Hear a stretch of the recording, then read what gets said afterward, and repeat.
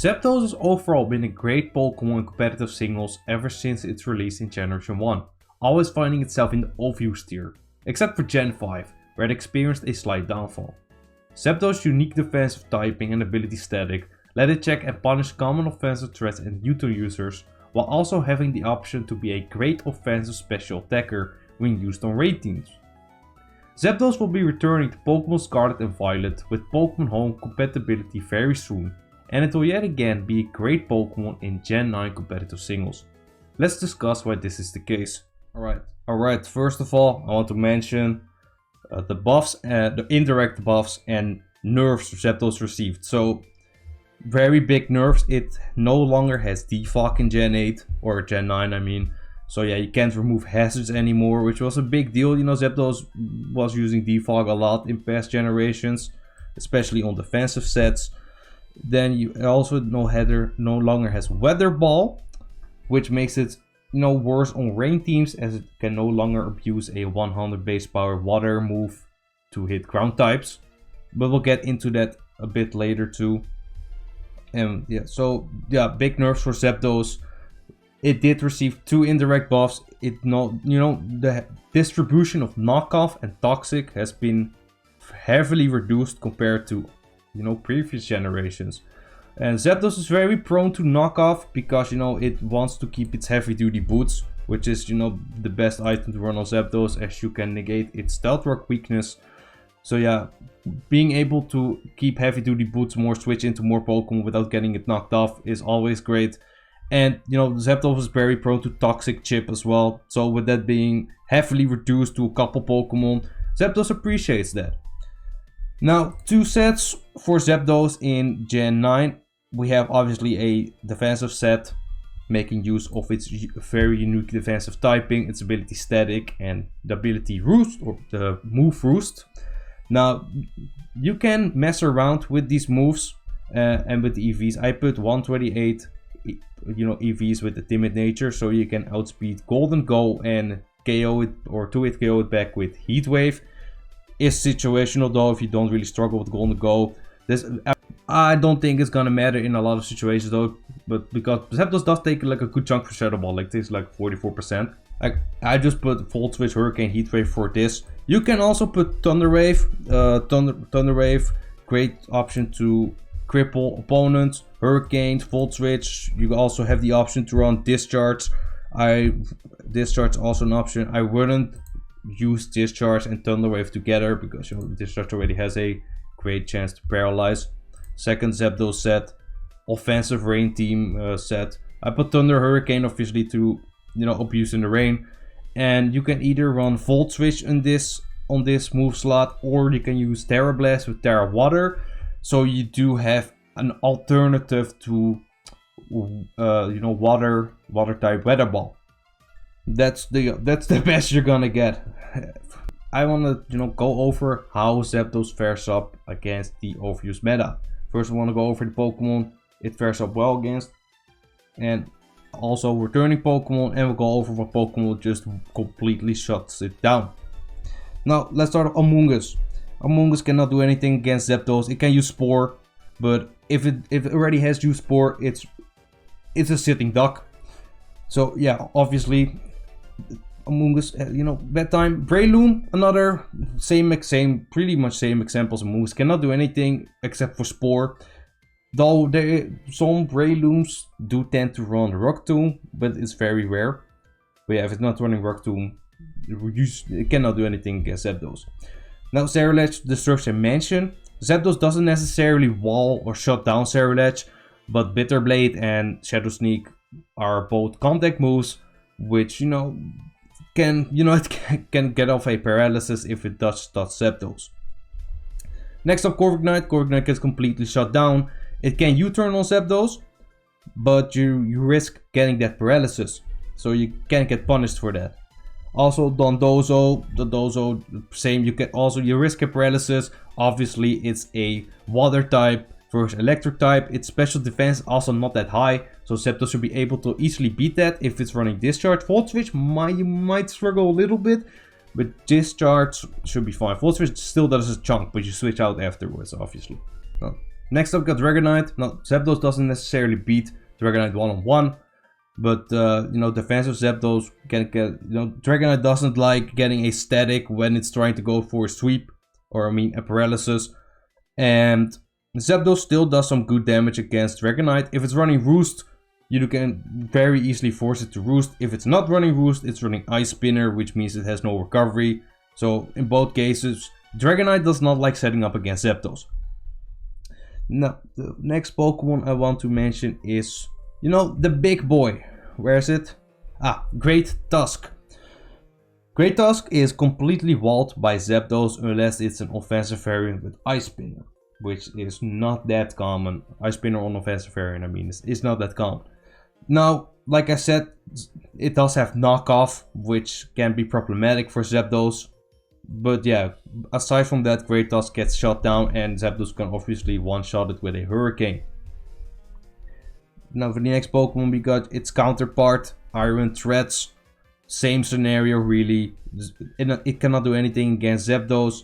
But if you're not running Heat Wave on Zapdos, you're not really doing anything back. But you know, and Iron Threads has knockoff as well. Meowscarada. Meowscarada is really same thing like I've mentioned 2 times already. It has knockoff, but apart from that, it does not like, you know, it gets walled by Zapdos, and it does not like getting a paralysis. Especially for a fast offensive Pokemon, getting a paralysis really sucks. But Zapdos has to be wary of knockoff, obviously. And also, you know, quick mention, Meowscarada cannot freely U-turn on Zapdos, as you do risk that paralysis. So that's a bit annoying. So you either, you know, you go for U-turn and you risk it, or you have to hard switch out. Next up, we got Quaquaval. Obviously Pelipper also, but whatever. Quaquaval, you know, close combat, obviously, Zapdos resists close combat. Aqua Step is not going to do a lot to a defensive Zapdos. Now, Roaring Moon is not really walled. Choice Band variant of Roaring Moon can easily 2-hit KO defensive Zapdos. But same thing as I said before, the risk of paralysis is there. Rotom Wash. Now, it doesn't necessarily counter to Rotom Wash, but it can beat Rotom Wash one-on-one. If that situation ever occurred, it can beat Rotom Wash one-on-one, though it's not really a counter. Now for returning Pokemon, first off, Urshifu. And I'm specifically the water variant because I'm pretty sure this is gonna get banned. Anyway, the water variant. Urshifu Rapid Strike can 2-hit KO Zapdos with a Choice Band if it you know, uses Searching Strikes. But Searching Strikes has a chance to trigger static on every hit. So 3 hits, 30% chance per hit. So Urshifu can technically take down Zapdos, but you're risking a pretty much a guaranteed, you're guaranteed gonna get paralyzed, which is not great for Urshifu. So it's I would say a semi-check to Urshifu. It doesn't really shut it down, but it's a semi-check. Next Pokemon is Tornadus Therian. Where's my boy at? Tornadus Therian. Now, Tornadus Therian obviously cannot do shit. But in past generations, it had knockoff, which it no longer has anymore. So it can even knock off, you know, and cripple Zapdos by knocking off its heavy duty boots. Very huge. So now Zapdos completely shuts down Tornadus Therian. Next up, we got Landorus Therian. Now, same scenario, Landorus Therian gets completely shut down. It does no longer have knockoff and Toxic to cripple Zapdos, which was... Toxic was his main way to cripple Zapdos as his switch-ins, so it can, you know, put on Stealth Rock while Zapdos tries to defog, and it has the pressure to go for Toxic. Can no longer do that, so now it can completely wall. If it runs a Choice Scarf or an offensive variant with Stone Edge, different story, but defensive variants of Landorus cannot really do anything. Next up, we got Rillaboom. Now, I'm mentioning Rillaboom because it was good in Gen 8. But let's be real, it's gonna suck in Gen 9. Anyway, Zapdos shuts that down just like it did in Gen 8. And we got Zapdos Galarian, pretty ironic. Regular Zapdos completely walls Zapdos Galarian. Now, Zapdos Galarian had its own fair share of problems. as an offensive Pokemon, but it was still, you know, a good option in Gen 8. Last Pokemon as we have returning is Zarude. Now Zarude wasn't in the OverUsed tier last gen, but still alright. It's an alright Pokemon, and Zapdos cannot really do anything. Or, excuse me, Zarude cannot really do anything against Zapdos. Now, I want to talk about Corviknight as well, because Zapdos does face some heavy competition from Corviknight. Now, obviously Corviknight, also a flying type, that is not weak to Stealth Rock, and it still has Defog, whereas Zapdos does not have it. Now, Zapdos has the versatility to also be used as an offensive Pokemon, especially on rain teams, while Corviknight does not really have that versatility. Also, Zapdos has Static, which is a better ability than Pressure. Its typing is also, you know, different than that of Corviknight's. And, you know, Zapdos, even if it's fully invested in defense and HP, it still, you know, still does some good damage. It's still a threat. Whereas Corviknight, it has Brave Bird, which does a lot of damage to Pokemon that either don't have a lot of physical defense or are weak to it. But aside from that, Corviknight's not really doing anything. So that's Zapdos versus Corviknight. Really depends on what you need on the team. So as for Pokemon that can very easily switch into Zapdos and shut it down and just basically wall it, Clodsire, it's gotta be there. Great special tank, just takes everything Zapdos does, especially if it's running Water Absorb. That means that even if you're using the Terra Blast Water on Rain, that Clodsire just completely shuts Zapdos down. Even offensive variants, doesn't matter. Next Pokemon, Garganacl, obviously. Especially if it's Spadef. Zapdos does not really do a lot of damage. Discharge cannot even paralyze. Salt Cure, of course. Zapdos, you know, Zapdos does not like Salt Cure. Skeledirge next up. Skeledirge can very easily take a hit and beat Zapdos one-on-one. You have to run Spadefs though. If you're running a defensive set, Zapdos Hurricane does about 50%. So, you know, then you have to pray for a miss. So, if you're running Spadef Dirge, just shuts down Zapdos.